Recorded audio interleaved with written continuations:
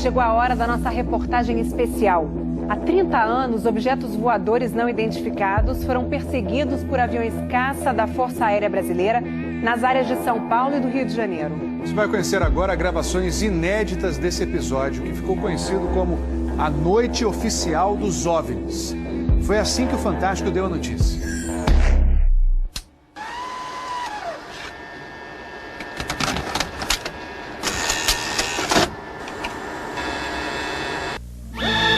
Esta semana, altas autoridades militares do Brasil admitiram publicamente pela primeira vez ter visto objetos voadores não identificados, os OVNIs. O próprio ministro da Aeronáutica, Brigadeiro Moreira Lima, deu a entrevista para informar que pilotos das bases de Santa Cruz, no Rio de Janeiro, e de Anápolis, em Goiás, chegaram até a perseguir e a ser perseguidos pelos objetos voadores não identificados na região de São José dos Campos, sobre o Vale do Paraíba, e trechos do estado do Rio de Janeiro.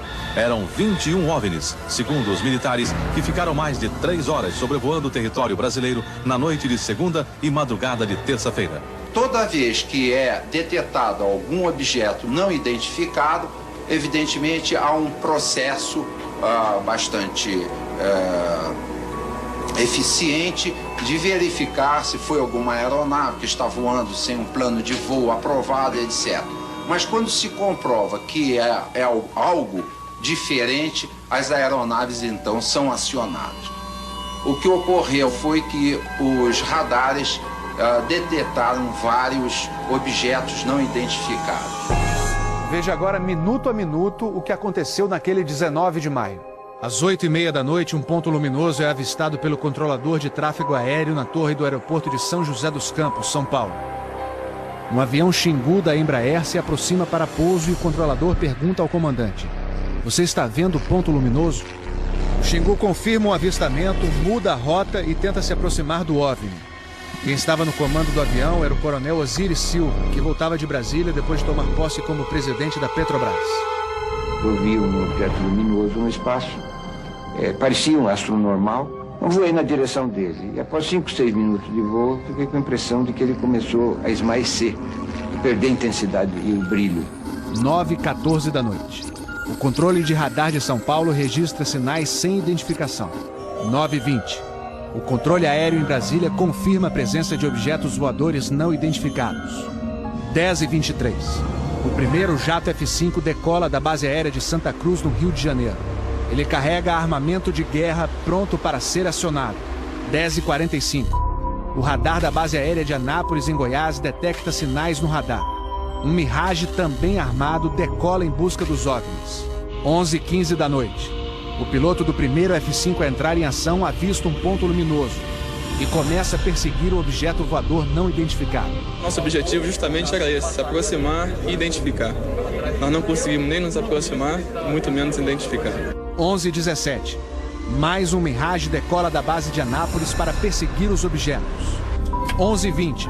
O caça F-5 recebe pela primeira vez um sinal no radar de bordo confirmando a presença do objeto não identificado à sua frente. 11h36. O terceiro Mirage sai da base de Anápolis, mas não consegue contato visual com os OVNIs. Naquela noite, 5 jatos da Força Aérea foram acionados e retornaram sem conseguir se aproximar dos objetos. Os radares do Sindacta em Brasília registraram um total de 21 sinais desconhecidos no céu do Brasil. O grande personagem dessa história foi o controlador de voo que estava na torre de São José dos Campos. O sargento Sérgio Mota da Silva, que aparece nessa foto tirada na Torre de São José poucos dias depois do incidente, foi quem deu o primeiro alerta sobre OVNIs. 30 anos depois, Sérgio, que hoje é controlador de voo civil, deu a primeira entrevista para uma TV. Ele preferiu não mostrar o rosto. Tem alguma coisa aqui no setor noreste de São José? Um farolzinho por lá? Eu estou olhando bem, o bicho está parado. Sobe quem desce, nem vai para a esquerda nem para a direita. Está paradinho lá. Estou olhando, não é estrela não parou. A olho nu parecia um avião. Quando coloquei no binóculo para observar, é que eu vi que ele era extremamente cintilante e multicolorido. Tinha vermelho, azul, branco, lilás, um monte de cores, com uma certa predominância do laranja, mas ele era muito bonito. O controlador pediu ao avião Xingu para tentar avistar o objeto. Eu expliquei a ele onde estava o objeto, pedi a ele que se ele tivesse avistamento ele me informasse. Você permanece com ele à vista? Assim, nós temos a ponta vista. Esse bem visível, poderia descrevê-lo? É uma estrela grande. Estrela grande e bem vermelha. Entendido, grande e bem vermelha. Controle de São Paulo será alertado. O controlador em São José dos Campos avisa ao controle São Paulo que o Xingu está perseguindo o OVNI. Positivo. Ele está perseguindo o troço. Está perseguindo o troço? Ela está indo atrás. Sério, está indo. O controle? Está vendo? Próximo de São Paulo, já da região do radar, esse objeto simplesmente desapareceu do radar. O Xingu também perdeu contato visual com ele. O avião Xingu abandonou a perseguição e pousou em São José dos Campos. Pouco depois, o controlador da Torre de São José alertou o controle São Paulo. Outros OVNIs estavam aparecendo no céu. Estou vendo 3 agora. São 3 luzes. Mas parecem estrelas. Mas o radar não pega estrelas. O que é isso? Você observa alguma mudança de cor, alguma coisa? Pode ser. Vai mostrando, né? Rapaz, eu não sei. Pra mim, olha, aqui tá parecendo uma estrela. Mas só que um monte de cor bonita, rapaz. Tá vermelho, amarelo, branco. Tá dando um monte de coisa. Pô, tão barato isso aqui. Deve ter um chat por aqui já pelas contas que eu tô fazendo aqui. Ainda bem que vocês estão vendo também, senão eu ia pensar que eu tô ficando doido. Rapaz, tô arrepiado, meu irmão. Só 2 pontos brancos afastados mais baixos. Estão entrando no alinhamento da pista, além da cidade. Tem 2 altos aqui no alinhamento da pista e tem mais uns 2 ou 3 embaixo, no outro baixo agora. Continuam se movimentando. Coisa linda, meu irmão. Pô, tá ficando bom esse negócio, viu? Tá ficando bom. O controlador Sérgio Mota da Silva faz uma revelação surpreendente. Ele tentou fazer contato com os OVNIs usando as luzes de balizamento da pista de pouso. Se eu aumentava o brilho do balizamento das luzes do balizamento, aliás, eles se afastavam. E se eu diminuía a intensidade das luzes do balizamento, eles se aproximavam. Pareciam responder de modo inteligente aos sinais que eu fazia com as luzes da pista de pouso e decolagem. O controlador Sérgio fala com o controle aéreo em Brasília. Fala, Brasília. Brasília? Boa noite, bem-vindo ao Festival dos Discos Voadores. É uma loucura isso aqui, cara. Pô, os que eu pude ver mudavam de cor o tempo todo. Vermelho, amarelo, azul, lilás, aquele festival de cores.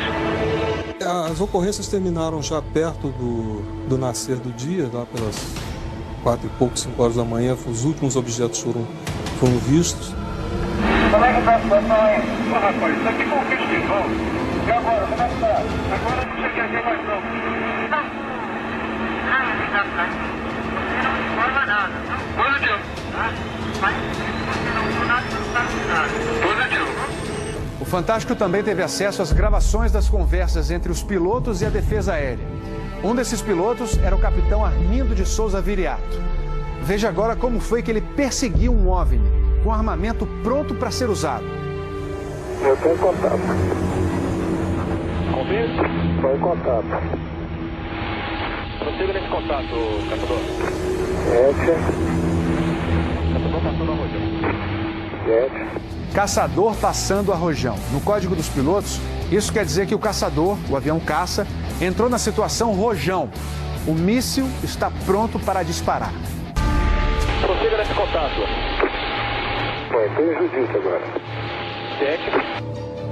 Judite significa que o alvo está no radar. Ou seja, o piloto pode atirar se for autorizado pela defesa aérea.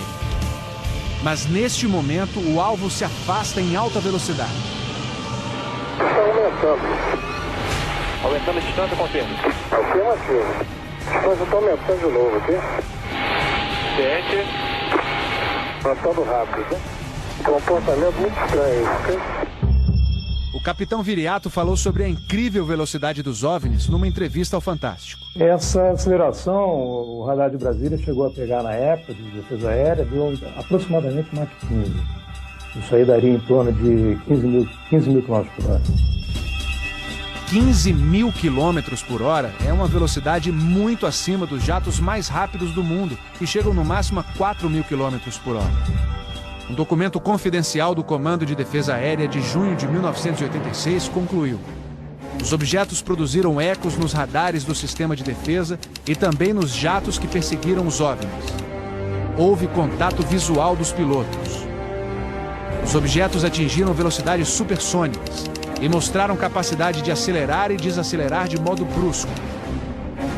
E a principal conclusão do relatório: os fenômenos são sólidos e refletem inteligência, pela capacidade de acompanhar e manter distância dos observadores, como também voar informação.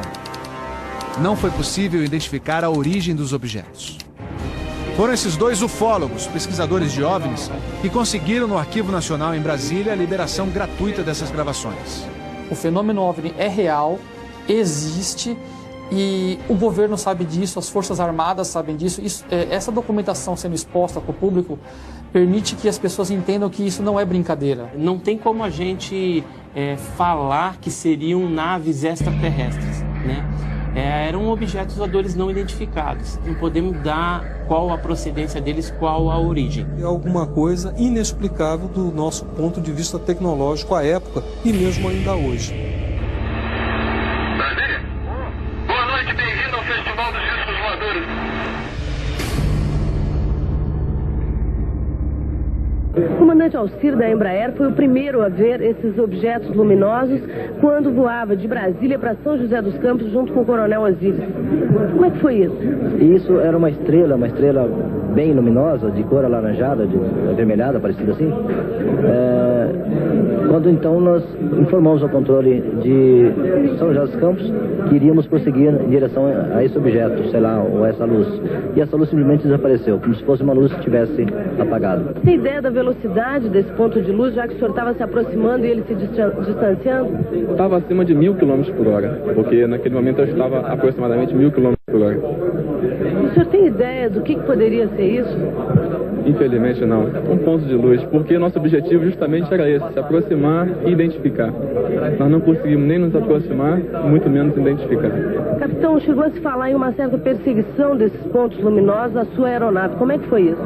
Bom, quando eu estava me dirigindo para a área de busca, São José dos Campos, eu fui recebendo informações do radar de que haviam de 6 a 8 pontos luminosos na minha frente, aproximadamente a 18 milhas. E a noite estava completamente clara e eu não via nada. E o controle foi me informando que a distância está diminuindo, que eles estavam se aproximando.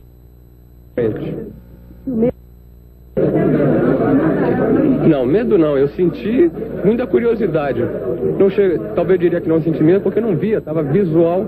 Então realmente eu não estava vendo nada. Então eu acho que eu não tive a sensação ali mesmo porque eu não estava vendo nada me ameaçando ali. Estamos transcrevendo todas as fitas de comunicações entre os pilotos e entre os controladores da área de Brasília, da área de São Paulo e de Anápolis, e posteriormente poderemos chegar a uma conclusão se seria ou não um tráfego classificado dentro dos critérios de defesa aérea. Na verdade, esta semana no Brasil foi muito rica no aparecimento dos objetos voadores não identificados. E não foram só os oficiais da Força Aérea que viram, não. Este aqui foi registrado pelo cinegrafista amador Flávio Ferreira da Rocha. Ele filmou um OVNI na zona oeste do Rio. Estes pontos luminosos não identificados foram vistos sexta-feira em São Paulo, capital, e no interior do estado. O cinegrafista João Batista Siqueira, da TV Cultura de Maringá, Paraná, fez estas imagens do objeto não identificado quinta-feira à noite. O comandante Otto garante que ele também viu um objeto voador não identificado. Comandante, como é que era esse objeto? Bom, era semelhante a uma bolinha de ping-pong. Parecia que ele tinha uma luz própria, porque não é como as estrelas. As estrelas têm assim umas pontas, uns raios. E esse objeto não, era um círculo.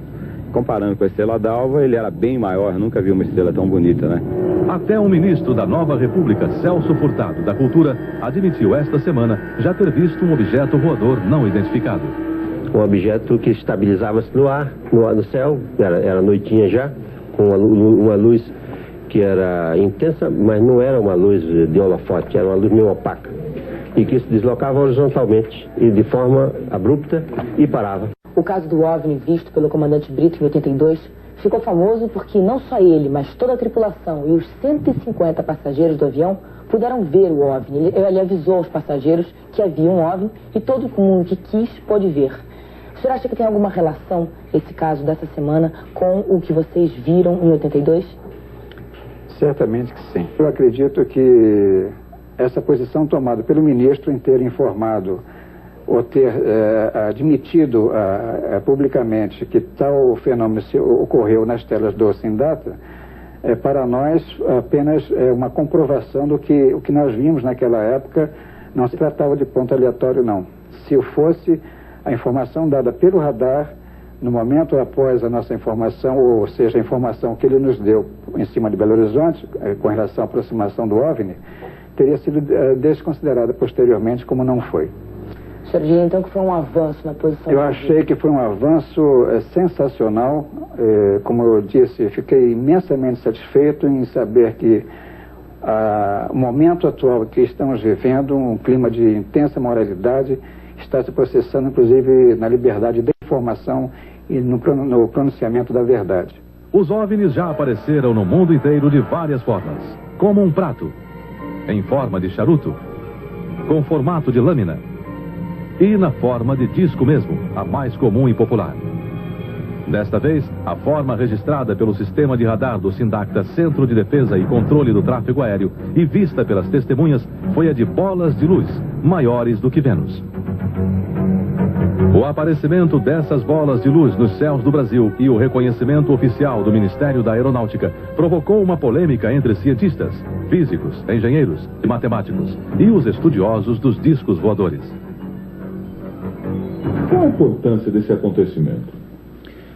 Por um lado, importância, digamos assim, política. A atitude de um ministro de Estado de alta responsabilidade, como é o ministro da Aeronáutica, responsável pela segurança de todos os que voam, de todos os aviões e aparelhos que saem e que entram no espaço aéreo brasileiro, com esta abertura maravilhosa em que ele admite que existem fenômenos sólidos que o radar registrou. Dezenas de radares registraram ao mesmo tempo.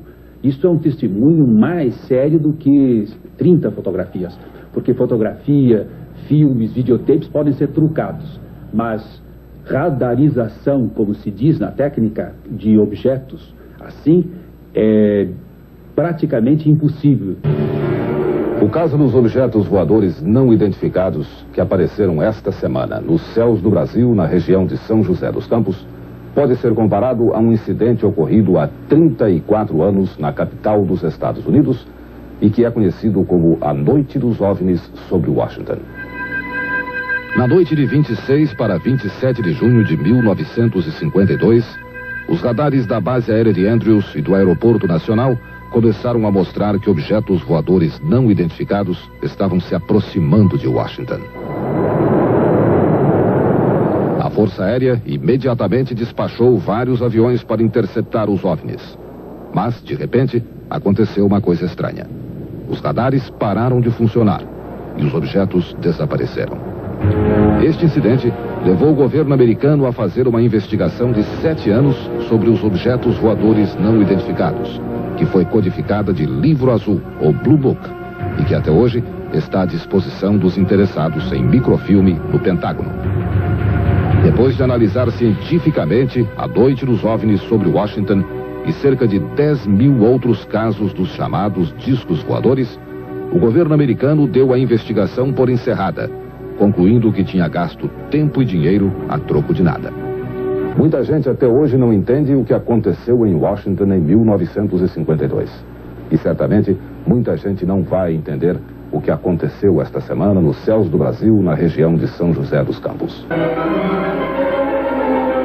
O ministro Moreira Lima, da Aeronáutica, garante que a população vai ficar sabendo de tudo o que aconteceu na noite de segunda e madrugada de terça-feira desta semana. É só esperar o resultado das investigações que as autoridades militares estão fazendo.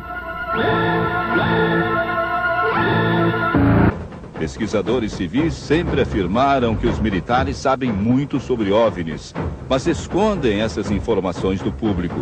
Isso é verdade ou fantasia? Novembro de 54.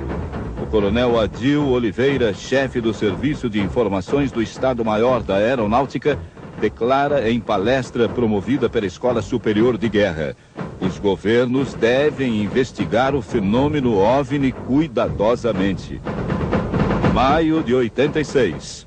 O ministro da Aeronáutica, brigadeiro Otávio Moreira Lima, chama a imprensa para afirmar: todo o sistema de defesa aérea nacional tinha sido posto em alerta por causa do aparecimento de 21 OVNIs sobre o céu de São Paulo. Os objetos foram detectados no radar, vistos e perseguidos por caças F-5, mas se afastavam a velocidades impressionantes. O brigadeiro Moreira Lima prometeu um relatório oficial que jamais foi divulgado. Sabe que essas coisas elas começam a ser divulgadas de uma forma que possa causar, assim, talvez preocupação e às vezes até pânico, né? Então, o cuidado que se tem é de não se divulgar nada que nós não possamos explicar. O capitão da reserva Basílio Baranoff, que hoje trabalha no Instituto de Aeronáutica e Espaço em São José dos Campos, fez uma extensa pesquisa não oficial sobre os incidentes daquela noite. O documento afirma que os sistemas de radar da aeronáutica detectaram OVNIs em várias ocasiões durante aquele ano. Ele garante que as Forças Armadas levam o assunto muito a sério e revela que, em 69, o comandante da 4ª Zona Aérea, brigadeiro José Vaz da Silva, morto há 3 anos, criou o CIOANI, Sistema de Investigação de Objetos Aéreos Não Identificados.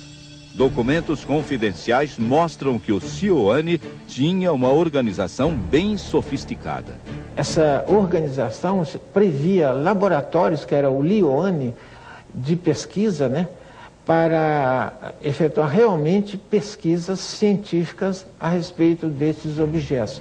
De 69 a 72, o CIOANI publicou boletins reservados contendo dezenas de relatos de aparições de OVNIs. Pela natureza da organização militar,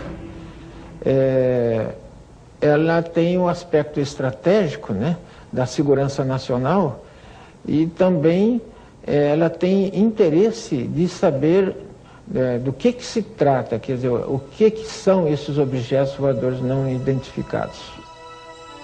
O presidente do Instituto de Pesquisas de Fenômenos Aeroespaciais, Claudeir Covo, conseguiu outro documento confidencial das mãos de um informante militar. São procedimentos que devem ser adotados sempre que pilotos da aeronáutica ou civis relatarem o avistamento de um OVNI.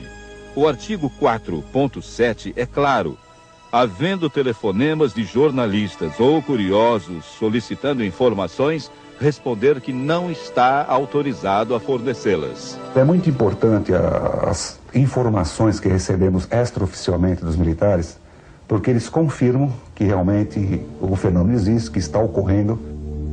O maior caçador brasileiro de documentos oficiais sobre OVNIs é o editor da revista UFO, Ademar Gevaer.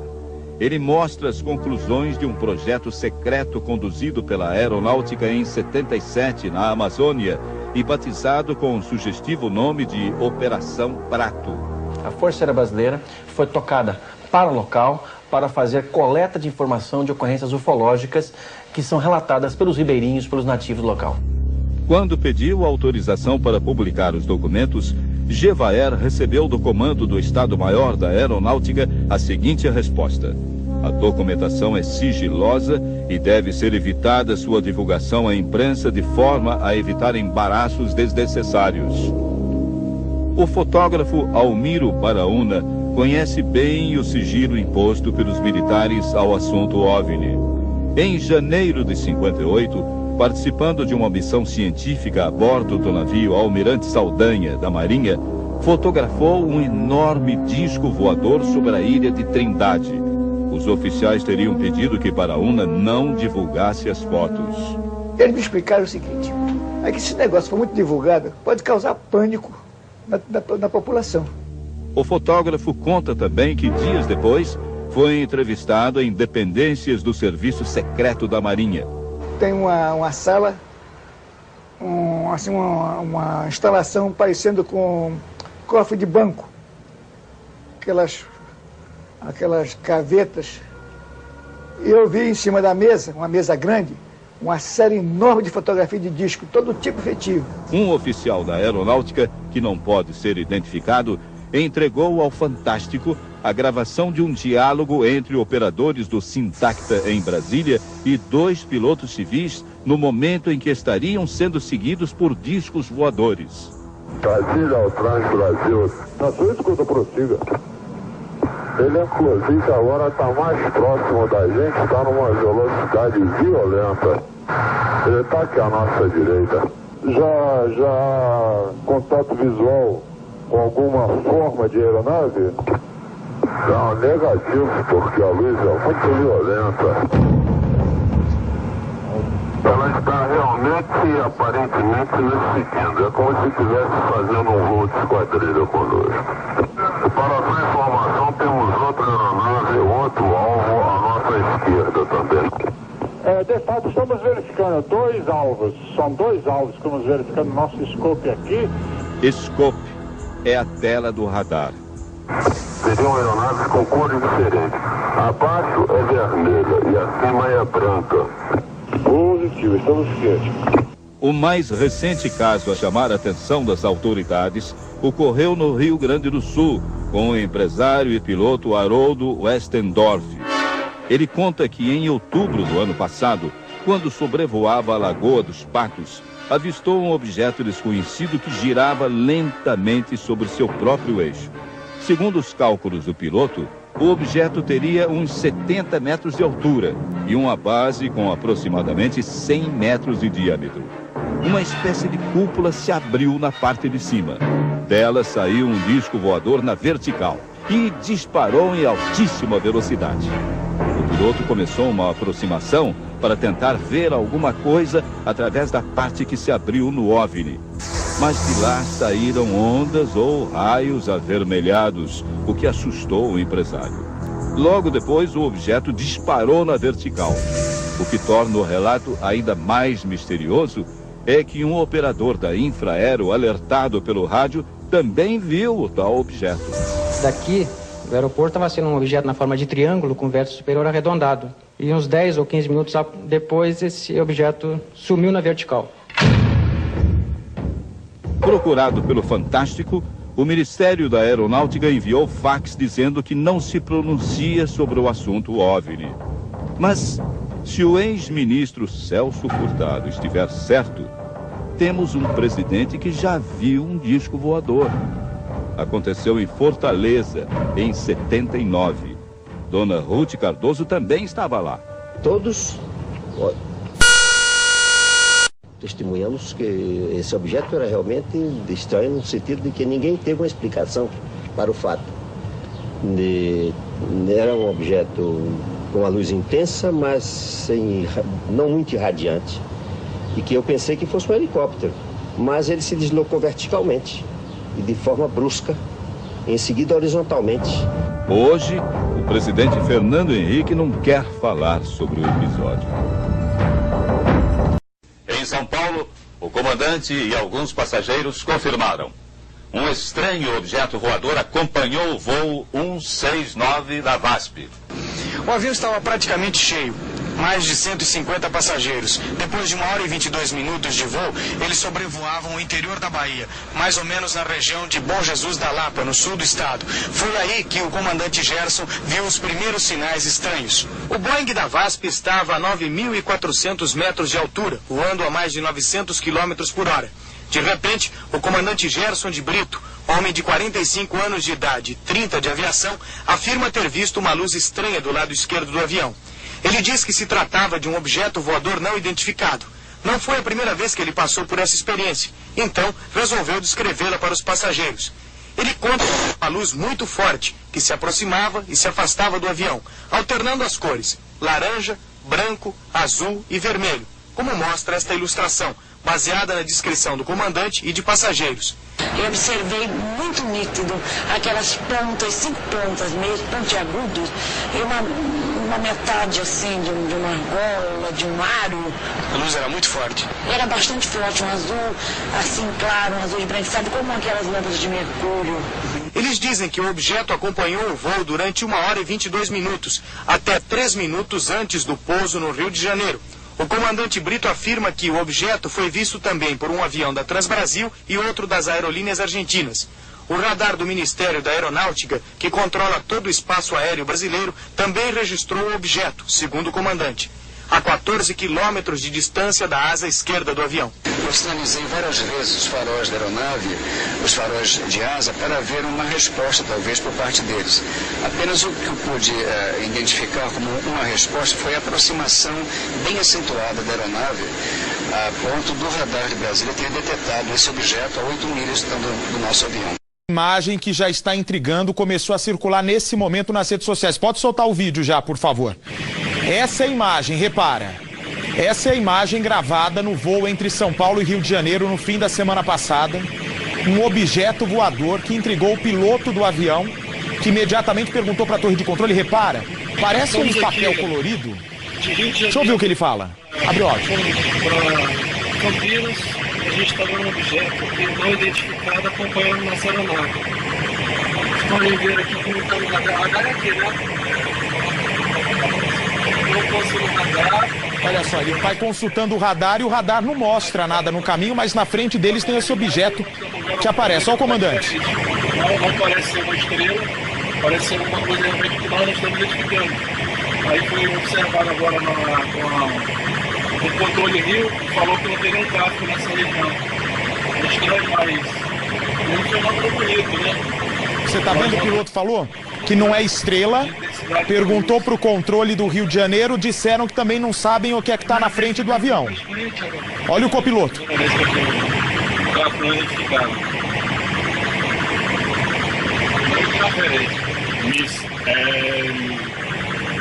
Vem pra mim, por favor, agora. Você imagina o susto. Foram cerca de 25 minutos esse objeto acompanhando a aeronave. E nem o controlador sabia dizer o que era, nem o piloto, que pela idade tem uma certa experiência, o copiloto e o cantor e ator Rodrigo Andrade, que estavam a bordo, souberam dizer o que era. Tem muito mais mistério do que a gente imagina. Daqui a pouco no site do r7.com/Cidade Alerta, você pode ver a imagem em detalhes e tirar as suas conclusões. Caraca!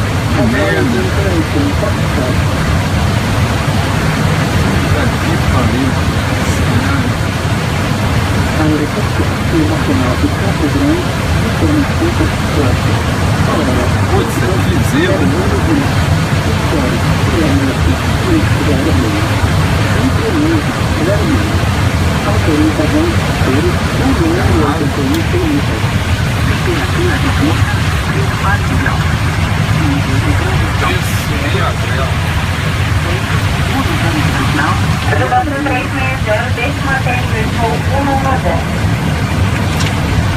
Oito anos atrás, um oficial da aeronáutica que pediu para não ser identificado entregou aos repórteres do Fantástico uma gravação capaz de impressionar mesmo aqueles que não acreditam em discos voadores.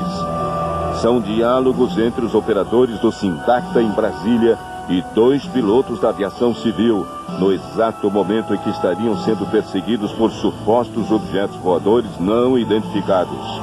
O primeiro piloto era da Transbrasil, uma companhia que não existe mais. Ouça o que ele diz pelo rádio. Brasília ao Transbrasil. Na sua escuta, prossiga. Ele, inclusive, agora está mais próximo da gente, está numa velocidade violenta. Ele está aqui à nossa direita. Já contato visual com alguma forma de aeronave? Não, negativo, porque a luz é muito violenta. Minutos depois, outro piloto que voava na mesma área relata. Também está sendo perseguido por OVNIs. Ela está realmente, aparentemente, nos seguindo. É como se estivesse fazendo um voo de esquadrilha conosco. Para a sua informação, temos outra aeronave, outro alvo à nossa esquerda também. De fato, estamos verificando 2 alvos. São 2 alvos que estamos verificando no nosso scope aqui. Scope é a tela do radar. Seriam aeronaves com cores diferentes. Abaixo é vermelha e acima é branca. Positivo, estamos cientes. Não se sabe se essa gravação feita em 1977 está hoje em algum arquivo militar.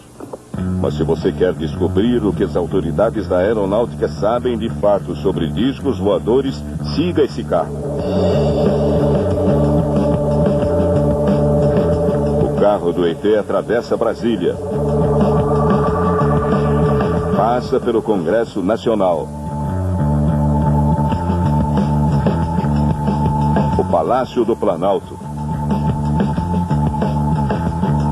Aí está o carro, estacionado diante do prédio da Força Aérea Brasileira, no Ministério da Defesa. Pela primeira vez na história, uma comissão de ufólogos, gente que pesquisa histórias de discos voadores, é recebida por oficiais da Aeronáutica Brasileira. Esse é Ademar Gevaert. Foi ele que recentemente lançou a campanha UFOS, Liberdade de Informação Já. Chega de sigilo sobre UFOS, presidente. Pede a campanha. Deu certo. A aeronáutica fez o convite e agora os ufólogos vão conhecer o sistema de controle e defesa do espaço aéreo brasileiro. E talvez conseguir descobrir alguma coisa sobre o enigma dos discos voadores. Os ufólogos chegam ao SINDACTA, o Centro Integrado de Defesa Aérea e Controle de Tráfego Aéreo. São recebidos pelo brigadeiro Teres Ribeiro, o chefe do Centro de Comunicação Social da Aeronáutica, que anuncia: o comando determinou que as informações sobre OVNIs fossem liberadas. Ele determinou que tudo que nós temos fosse aberto. Mas antes, todos vão à estação meteorológica, de onde são lançados balões sondas que transmitem às telas dos computadores informações como pressão, temperatura do ar, umidade. Todos os dias, em dezenas de estações espalhadas no país, a aeronáutica lança 90 balões como este. E, algumas vezes, eles são confundidos com OVNIs. E depois cai de paraquedas. Qual é a altura que ele atinge? 20 quilômetros. Centro de Controle de Área de Brasília. Aqui se trabalha para garantir a segurança dos voos. Os aviões em trânsito são indicados nas telas dos radares por esses códigos em laranja, chamados etiquetas. Por exemplo, isso aqui fica Palmas do Tocantins, né? Já aqui é São Paulo. Então, se eu ver que é uma área bem abrangente. Aqui está Vitória do Espírito Santo, o Rio de Janeiro, Cuiabá está logo aqui em cima e Brasília e Anápolis aqui. Se um OVNI surgisse agora no céu, como ele apareceria nesta tela? Ele apareceria como um avião normal, porém sem a etiqueta, porque a etiqueta ela traz a informação desse código que o piloto tem. Uma imagem radar que não esteja seguindo um plano de voo, que não siga os procedimentos previstos, ela passa a ser monitorada pela Defesa Aérea. Em determinado momento, em função do seu comportamento, o piloto de caça pode vir a ser acionado. Se porventura ele apenas visualiza uma luz, para o piloto de caça, a missão dele é defender o espaço aéreo. Se aquela luz, por exemplo, ela desaparece de uma hora para outra, deixou de ser não é nem uma ameaça, deixou de ser um tráfego desconhecido, ele passou a não existir mais. O piloto de caça retorna para sua base e a partir daí o papel da Força Aérea se encerra. Este é o formulário do Comando da Aeronáutica que os pilotos que avistam OVNIs e outras testemunhas devem preencher. Tráfego Hotel é o código que se usa na aeronáutica para designar esses casos. Houve um contato próximo? Um contato imediato com o objeto? Qual era a forma? A cor? O tamanho? A velocidade? Estava parado no ar? Voou em zigue-zague? CONDABRA, Comando de Defesa Aeroespacial Brasileiro. Aqui raramente é permitido o ingresso de câmeras. O repórter do Fantástico entrou e viu o seguinte: sobre uma mesa na sala, que é o Centro de Decisão da Defesa Aeroespacial Brasileira, havia 3 pastas de documentos que os ufólogos puderam examinar. Na primeira pasta estava o depoimento prestado em 1954 por um comandante da Varig, Najib Ayub, que relatou ter visto um objeto voador não identificado no Rio Grande do Sul. A segunda pasta continha os relatos dos pilotos envolvidos na perseguição a 21 OVNIs sobre São Paulo, São José dos Campos e Rio de Janeiro. O episódio ocorreu em maio de 1986. Foi divulgado pelo próprio ministro da Aeronáutica, Otávio Moreira Lima, que apareceu em reportagens do Fantástico. A Defesa Aérea me solicitou naquele instante que eu fosse para cima do alvo e tentasse identificar o que era. Deram uma luz muito forte. Na terceira pasta estava o relatório do mais impressionante caso da ufologia brasileira, a Operação Prato. Uma investigação sobre OVNIs comandada em 1977 no Pará por este homem, o coronel Uirangê Holanda, morto em 1997. Nós detectamos pelo menos 9 formas de objetos. Sondas, naves, forma de disco voador. Todos os relatórios eram encaminhados pelo primeiro comando a Brasília. Estas são cópias de originais que estavam na pasta da Aeronáutica. O repórter do Fantástico teve acesso à sala do Condabra, onde estão todos os arquivos secretos a respeito de OVNIs. Eles são guardados no armário de metal, nas últimas 2 gavetas, e organizados em pastas, uma para cada ano, desde 1954. Segundo um regulamento da Aeronáutica, os documentos receberam a classificação de confidenciais e ainda não podem ser abertos ao público. A gente verifica o acontecido através dos relatos e das coisas que os nossos radares plotam e se junta tudo numa pasta só e faz a leitura e não se chega a uma conclusão, não se chega a ter uma investigação completa, porque nós não temos, acreditamos nós, capacidade técnica, científica para chegar a uma conclusão a respeito de uma coisa que não se conhece aprofundadamente. A campanha continua, não encerrou-se por aqui. Nós tivemos hoje apenas um momento mais emocionante, vamos dizer assim, desse processo. Foi quando a Aeronáutica nos recebeu e mostrou, olha, vocês estão no caminho certo, existem os registros, eles estão aqui, vocês podem vê-los. Nós aguardamos agora que vocês tomem as medidas certas, dentro da lei, para que vocês possam ter acesso efetivo a esses documentos.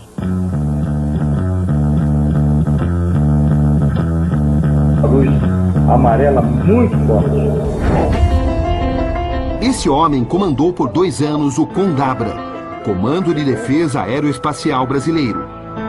Por 4 anos ficou à frente do alto comando da Força Aérea. Hoje na reserva, o brigadeiro José Carlos Pereira ajudou a Comissão Brasileira de Ufólogos a pressionar o governo para liberar os documentos. Por que durante tanto tempo essas informações ficaram sob sigilo? Olha, isso nós temos que voltar após a Segunda Guerra Mundial e a Guerra Fria, onde toda e qualquer aparição, qualquer fenômeno estranho que acontecesse no planeta, sempre era visto como uma arma secreta soviética, uma arma secreta americana.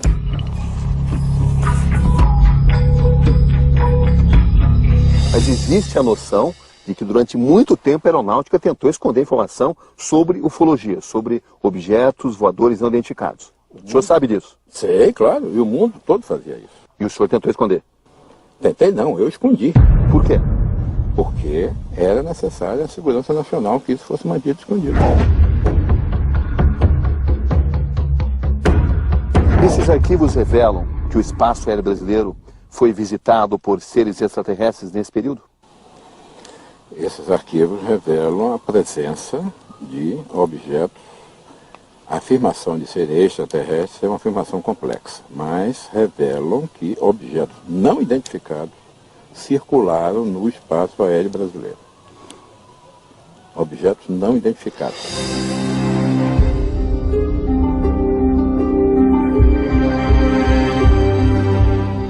O senhor confirma que a Operação Prato existiu? Claro que existiu. O senhor conheceu bem o comandante Uirangê Holanda? Conheci. Em 1997, apenas 3 meses depois de dar esta entrevista, o coronel Holanda foi encontrado morto em sua casa. A polícia tratou o caso como suicídio. O senhor acha que ele pode ter sido vítima do fenômeno que ele testemunhou? Diretamente não, mas talvez um efeito catalisador, sim. Não é uma espécie de gota d'água, certo?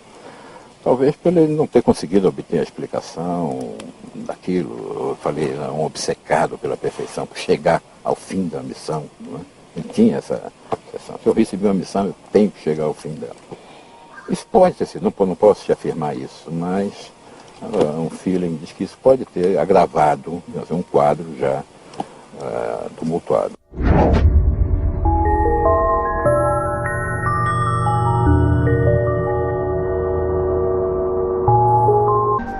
A Operação Prato foi o primeiro caso do mundo que se tem conhecimento de um evento ufológico que sofreu uma intervenção militar.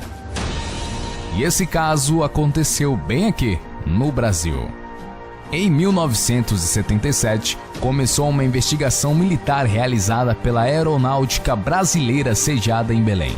Entre os meses de outubro e dezembro, para investigar o aparecimento de objetos voadores não identificados nos municípios de Vigia, Colares e Santo Antônio do Tauá. Foram mais de 280 registros visuais e mais de 100 pessoas que tiveram contato direto com o objeto luminoso em 3 cidades dentro do estado do Pará. Os eventos tomaram tamanha proporção que se tornou uma questão de segurança nacional. No dia 25 de abril de 1977, 4 homens se dirigiam à Ilha dos Caranguejos de barco para coleta de madeira. Mas, por conta da força das marés, eles resolveram dormir para esperar que se acalmassem. Às 5 da manhã, um dos homens, chamado Apolinário, acordou e logo percebeu que tinha algo muito errado. 2 dos seus amigos estavam em um estado de choque e apresentavam queimaduras no peito de 2º grau, e o terceiro estava morto. Ninguém nunca se lembrou dos acontecimentos daquela madrugada. Depois de algumas sessões de hipnose regressiva, um deles se lembrou apenas de ver uma luz, um fogo, vindo do céu e desmaiando logo em seguida. O IML do Maranhão constou que a morte de um dos pescadores foi causada por hipertensão, por conta do choque emocional. E esse era apenas o começo de um dos casos mais misteriosos do Brasil. Vários relatos começaram a surgir, vários registros visuais, contatos diretos e muitos feridos de diferentes localidades. A maioria dos casos foram registrados em pequenos municípios e regiões afastadas. A maioria da população era humilde e contava com poucos recursos de comunicação. Só que, ainda assim, vários registros idênticos continuavam aparecendo. Pessoas vinham de pequenos povoados a 100 quilômetros de Colares com os mesmos sintomas e relatos. Então, certamente, esse não era um caso de fofoca ou histeria coletiva. Todos os corpos que tiveram contato com a luz foi realizado um registro de corpo de delito no IML da região. Havia queimaduras reais, idênticas e uma história muito sombria por trás de tudo isso. O comandante da missão secreta era o coronel da aeronáutica, conhecido como Holanda. Depois de 20 anos do final da operação, ele resolveu gravar uma entrevista à Rede Globo, contando os detalhes de tudo o que aconteceu na ação. Começando pelas vítimas, Holanda descreve que a maioria eram mulheres. A luz incendia principalmente no seio esquerdo e as queimaduras eram como linhas retas e largas na vertical em todas as vítimas. Sem exceção, haviam 2 orifícios paralelos e estufados, como se 2 agulhas tivessem entrado e saído com muita força do corpo das vítimas. Normalmente, as queimaduras de uma pessoa levam 96 horas para começar a necrosar. No caso das vítimas do fenômeno, elas começaram a necrosar de imediato. A população ribeirinha de Colares apelidou a luz de chupa-chupa, fazendo a menção a algo que sugava o sangue das vítimas. Dezenas de famílias deixaram a cidade com medo dos fenômenos. Das autoridades no local, permaneceram somente a médica, o prefeito e o padre de Colares. Nesse meio tempo, o caso já chamou a atenção da Segurança Nacional, que enviou a aeronáutica para verificar a ocorrência. A equipe era grande e contava até mesmo com psicólogos que vieram para tentar auxiliar a população. No início, os militares acreditavam que todo o caso não se passava de uma alucinação, de uma histeria da população. Desse modo, eles instalaram algumas bases nos locais de maior ocorrência para poder observar o fenômeno.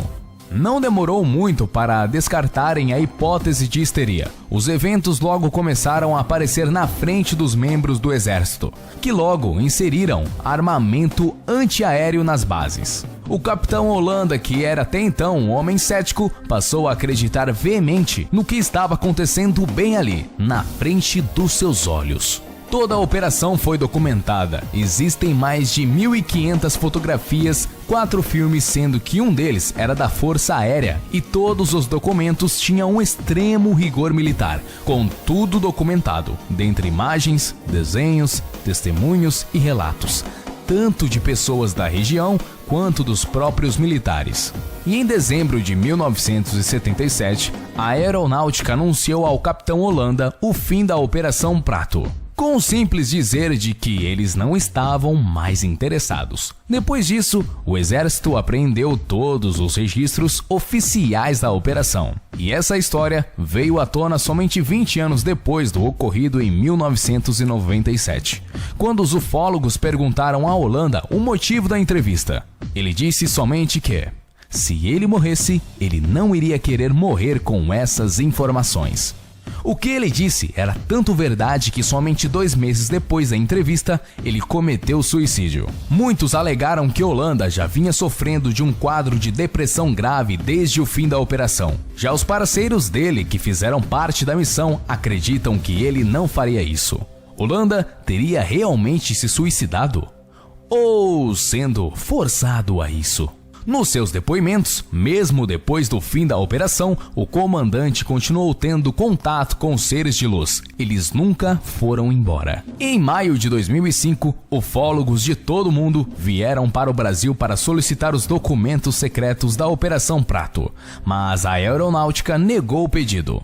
E sempre tratou de maneira ríspida o ocorrido como se nunca tivesse acontecido. É possível ver alguns relatos da população ribeirinha e humilde que tiveram um contato com o ser de luz. Embora a Aeronáutica negue qualquer tipo de envolvimento na operação, alguns documentos vazaram e foram publicados em uma revista chamada UFO Documento. Alguns jornais da época também faziam menções do ocorrido.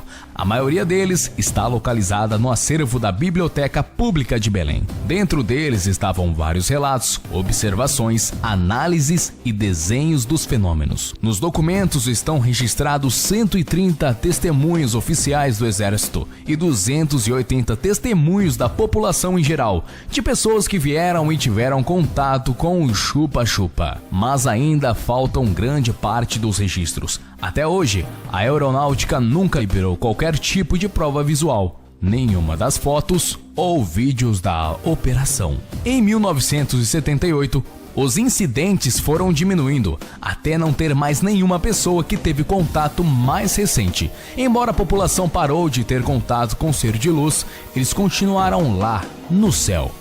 Vários relatos atuais dizem que eles continuam aparecendo até hoje, mesmo sem ter relatos atuais de pessoas que foram machucadas pelo chupa-chupa. Ou pelo menos que nós temos conhecimento. Esse foi um dos casos mais fascinantes da ufologia mundial. Se aqui eles tentam esconder com tudo que podem, imagina nos outros lugares do mundo que não temos contato. Objetos voadores não identificados são sempre fascinantes. Seriam seres de outro planeta? Se for, o que eles estariam fazendo aqui? O que eles estavam fazendo com os corpos da população ribeirinha? Se não forem seres de outro planeta, seria alguma arma ultra secreta em teste?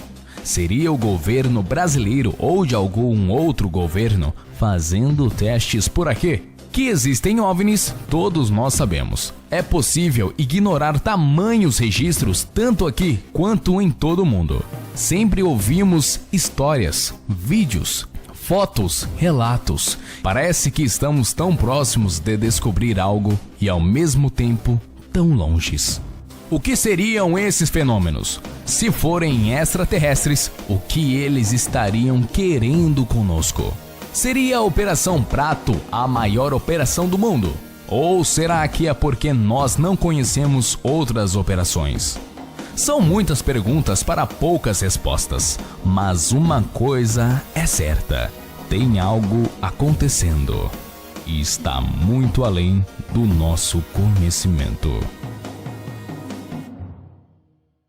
Hay una polémica por esto. Algunos hablan de un misil y otros tienen la tesis de que es un ovni. La secuencia muestra una sorpresa adicional que provocó que expertos aseguraran que el accidente se produjo luego que un ovni o un misil rozara levemente contra una de las alas del caza. En esta imagen se aprecia como un objeto alargado pasa por debajo de la aeronave en dirección contraria y a una velocidad similar, lo cual, según los expertos, pudo haber causado una alteración de la carga aerodinámica que provocó que los pilotos perdieran el control. Aunque algunos expertos aseguran que se trata de un misil tierra-aire, para otros no cabe duda que se trata de un tipo de ovni conocido como tabaco, que pasó inadvertidamente sobre el lugar. En esta otra imagen, cuando ya el avión viene en franca picada, otro objeto similar pasa cerca suyo, en la misma dirección y con la misma velocidad del primero, aumentando el misterio sobre su origen. Por ahora, los dos pilotos que sobrevivieron al eyectarse del avión son los únicos que pueden aclarar la verdad sobre si hubo ovnis en el cielo ucraniano ese día, versión que parece confirmarse ante la decisión de sus superiores de separarlos totalmente, luego que se conoció el nuevo video del accidente. Ilha da Fumaça preparam o próximo show, o 1000º com o Tucano T-27. Sábado, Santos, litoral de São Paulo. Às 5 da tarde, o esquadrão de demonstração aérea se exibe para a multidão na praia. 5 para as 6, o capitão Barreto começa a última manobra. De repente, a asa direita se desprende e cai. O piloto consegue desviar o avião na direção do mar e aciona a cadeira ejetável. Apenas 3 segundos antes do avião se espatifar. Eduardo Santiago, de 16 anos, foi atingido pela asa e morreu. Os peritos da aeronáutica não sabem como explicar o acidente. Os aviões Tucano da Esquadrilha da Fumaça são reforçados para suportar as manobras. A manutenção é quase obsessiva. E no momento em que a asa se soltou, o capitão Barreto estava começando a subir. A pressão sobre o aparelho era de 3 vezes a força da gravidade. O Tucano suporta até 11 vezes a força da gravidade. Foi um acidente inédito em 44 anos de Esquadrilha da Fumaça. Agora repare. 5 segundos antes do acidente, um objeto voador não identificado passa pelo Tucano em altíssima velocidade.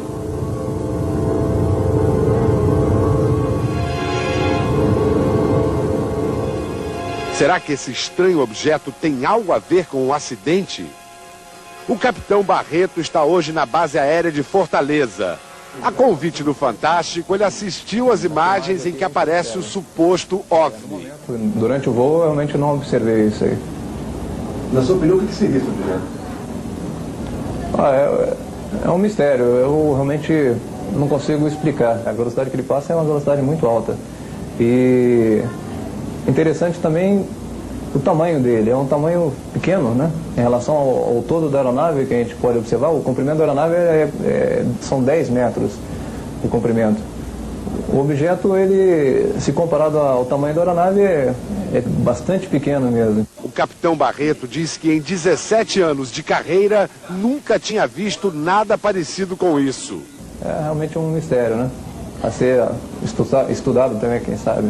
O ufólogo cearense Reginaldo de Ataíde, que há 36 anos pesquisa os chamados OVNIs, processou as imagens do objeto no computador. Trata-se realmente de alguma coisa metálica, reflete a luz do sol exatamente como um avião, desenvolve a velocidade 3 a 4 ou 5 vezes maior do que do avião, deveria medir aproximadamente 90 centímetros a 1 metro de diâmetro e objetivava realmente passar muito perto do avião. Pela avaliação do ufólogo, o estranho objeto deveria estar a uma velocidade entre 1.200 e 1.500 km por hora. Passou aproximadamente 2 metros da asa e depois seguiu em frente, desaparecendo no espaço. O pesquisador acredita que o acidente pode ter sido causado pelo campo magnético ao redor do objeto. Um campo magnético na situação daquela ali, não sei até que ponto ele influenciaria na estrutura da aeronave a ponto de quebrá-la. É difícil de se julgar e de se avaliar. Nos arquivos dos ufólogos há dezenas de imagens de supostos OVNIs flagrados perto de aviões. Em junho de 76 foram feitas estas cenas. Um pequeno objeto acompanha o Concorde.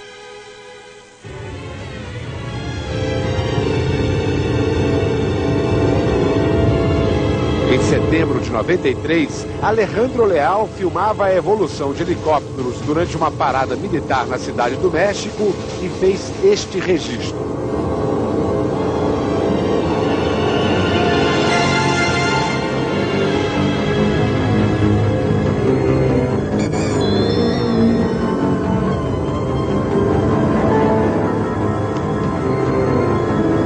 A maioria dessas imagens foi conseguida por acaso.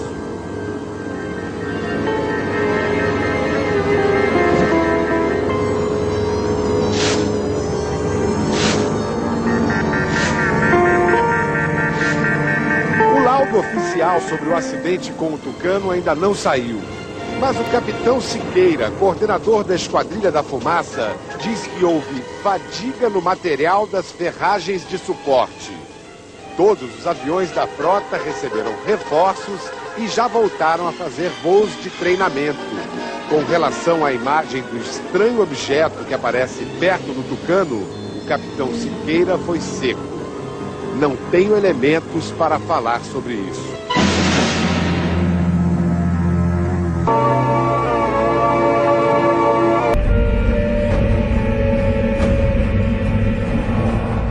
Em uma tranquila manhã de 1996, Haroldo realizava um voo de rotina a bordo de seu avião particular.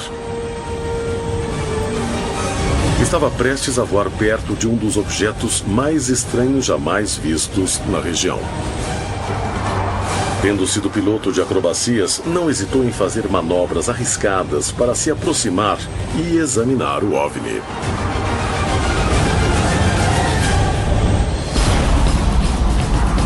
Decolei de Porto Alegre exatamente às 8h30 da manhã, no sábado.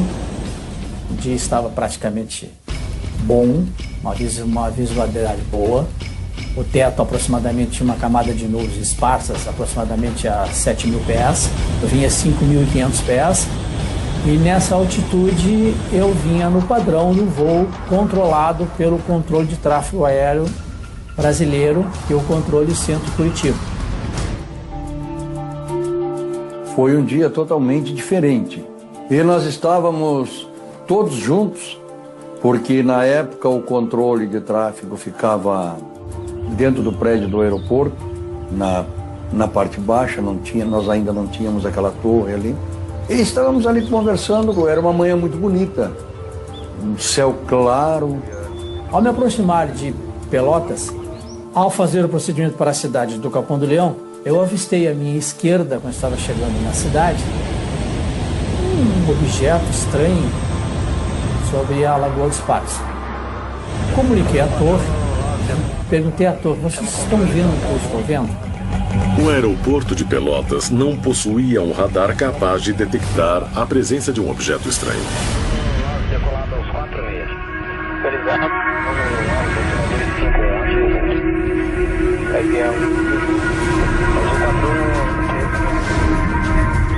E nós conversando, de repente nós olhamos em direção à lagoa. O que visualizamos nos deixou um pouco impressionados, porque era uma sombra muito grande. Não temos detalhes, maiores detalhes, digamos assim, do que poderia ser, mas era algo notadamente muito grande. Creio que mais ou menos, aproximadamente, o tamanho de um estádio de futebol. Eles puderam ver o objeto do chão, apesar de estarem longe do aeroporto. Nos aeroportos são obrigados a ter uns binóculos de grande visão distante. Então o controlador de voo, na época, pegou o binóculo e disse: o que é aquilo? Eu me desloquei até o local para verificar o que era. Chegando próximo ao objeto, eu me deparei com um objeto como piloto, já tinha praticamente 20 anos de voo. Um objeto totalmente estranho, totalmente anormal do que eu estava acostumado a visualizar. Comuniquei ao pessoal da Torres: vocês estão vendo o que eu estou vendo? Eu falei: sim, o que é isso, Haroldo? Eu digo: não sei, eu vou olhar. O que a gente pode dizer que nós notamos de diferente é que ela era, além do tamanho descomunal que nós podíamos ver dali, ela tinha a formação dela era como se fosse uma pirâmide. Haroldo decidiu se aproximar do objeto para examiná-lo.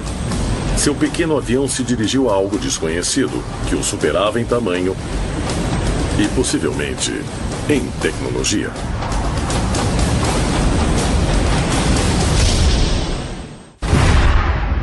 Esse objeto estava em cima da ilha da Saragonha, onde eu cheguei próximo ao objeto, bem próximo a ele, e tive a oportunidade de ter um voo de aproximadamente 15 minutos em torno e acompanhando esse objeto que se deslocava exatamente a 5.000 pés de altura ele estava. O piloto manobrava com muito cuidado, tentando aproximar-se cada vez mais do intrigante objeto. Dei 1, 2, 3, 4, 5 voltas em torno do objeto, com o privilégio de poder ir em cima e embaixo, várias vezes acompanhando o objeto.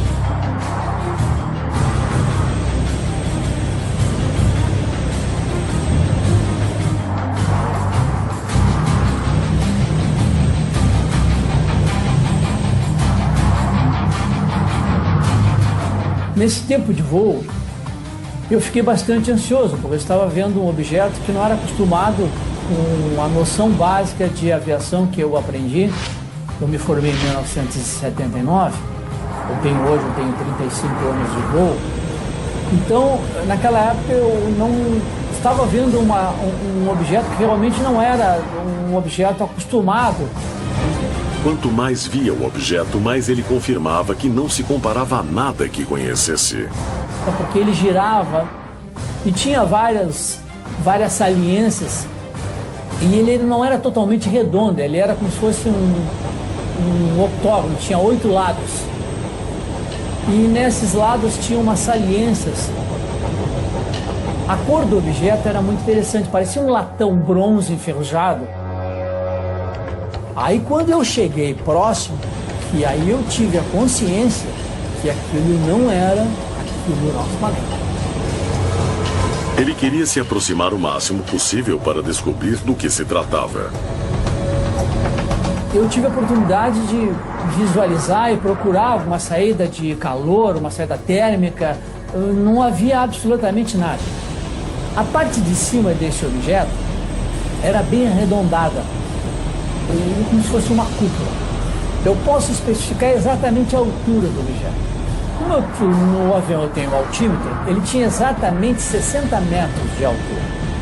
Quando eu estou completando a 5ª volta, aquela cúpula de cima abriu. Haroldo voava próximo a um objeto que tinha padrões de voo completamente incomuns e que media 60 metros de altura quando começou a mudar sua morfologia, abrindo uma espécie de comporta. O pequeno avião corria perigo, e não havia nada que o defendesse caso o objeto o atacasse.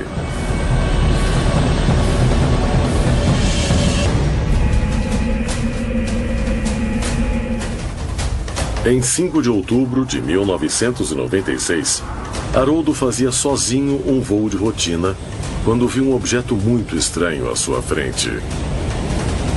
Imediatamente avisou a torre de controle, de onde puderam ver a enorme sombra que pairava sobre a região. Quando se aproximou para examiná-lo melhor, o OVNI começou a abrir uma comporta.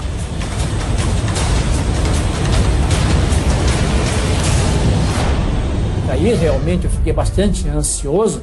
Eu estava vendo um objeto de grande proporções, que depois eu fiquei sabendo que aquilo era uma nave-mãe. Lá de dentro saiu um objeto, aí todo mundo conhece, o famoso disco voador, o formato de 2 pratos colados, saiu parado, inclinou a 45 graus e uma velocidade fantástica. Eu calculo aproximadamente Mach 10. Haroldo não hesitou em se aproximar cada vez mais para examiná-lo. Está aberto agora. Agora eu vou olhar para dentro do objeto. Aumentei a potência do avião, ganhei velocidade, foi aproximadamente 130 nós. Quando estou ganhando velocidade para ultrapassar por cima dele, aí ele começou a girar um pouco mais rápido, e saiu da parte do meio, na parte aberta, um facho de luz bem avermelhado, por quase que bordou bem forte, assim, uma espécie de batom. Aquela luz ia espaço afora, ele girou mais rápido.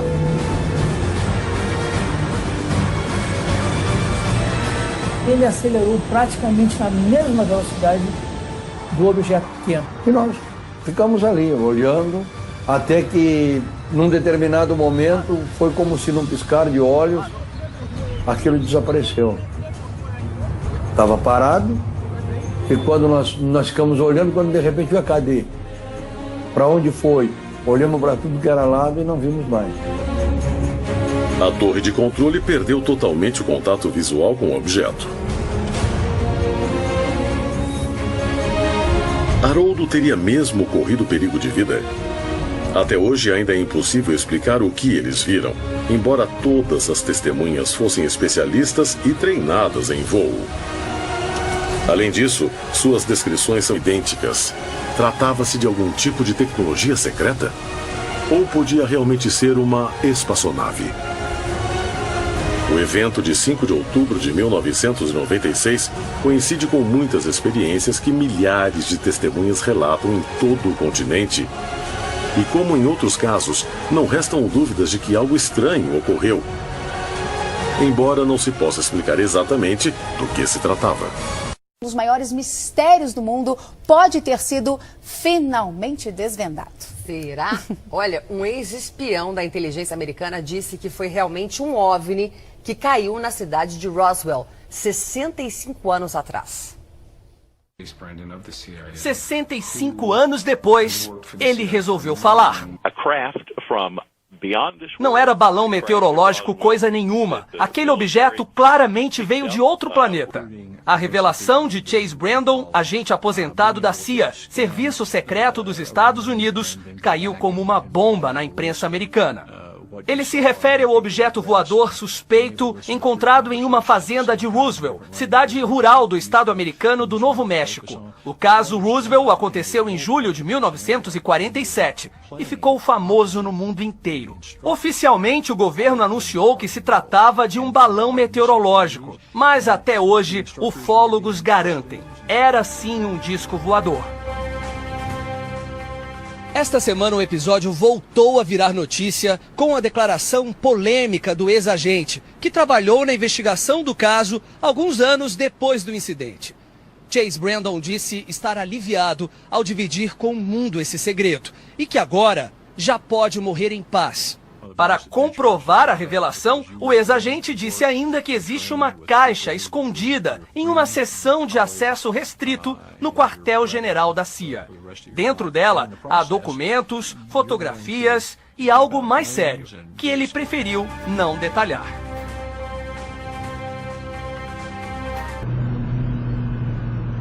In the southwest of England, just outside Somerset, there was another sighting. It was captured on videotape. Got it. Got it. Yeah, I think it's coming this way. Yeah. Yeah, I can see it. Is it? It is. That's amazing. The UFO that you saw originally was spotted approximately about 200 yards to the left of the aerial mast, and I suppose it was probably at about 500 feet up. It was very low in the sky. And this is a radio communications tower? This is tower? radio communications. They've got 3 military masts on there. And it sends out, one is a navigational signal, which is used for aircraft. The other 2 aerials are near the top. We're not quite sure, but there is a pulsed frequency that comes from them.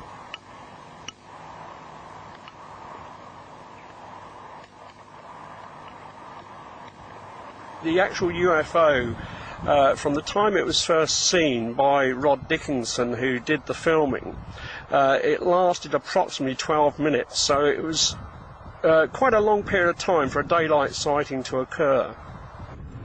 We took this tape to be analyzed by Lucasfilm's Special Effects Division, Industrial Light and Magic, in San Rafael, California.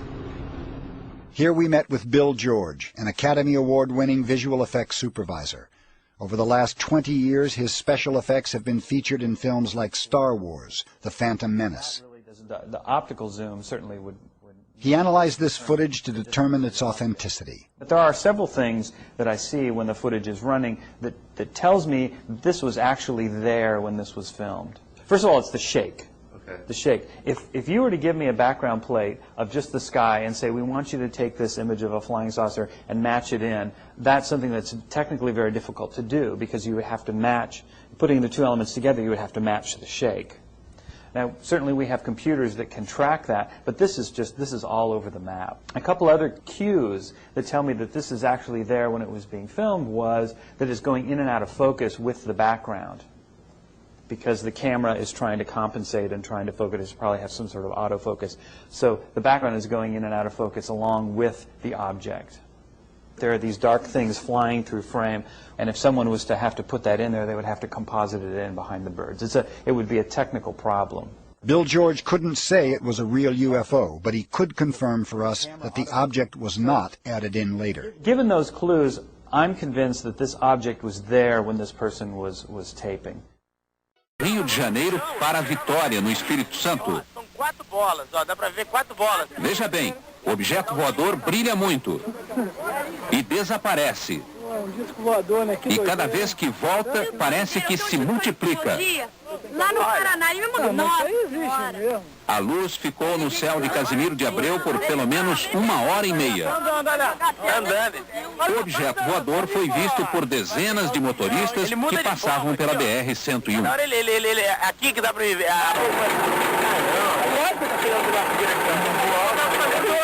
Olha lá, agora é outro formato agora. Oh, look at now.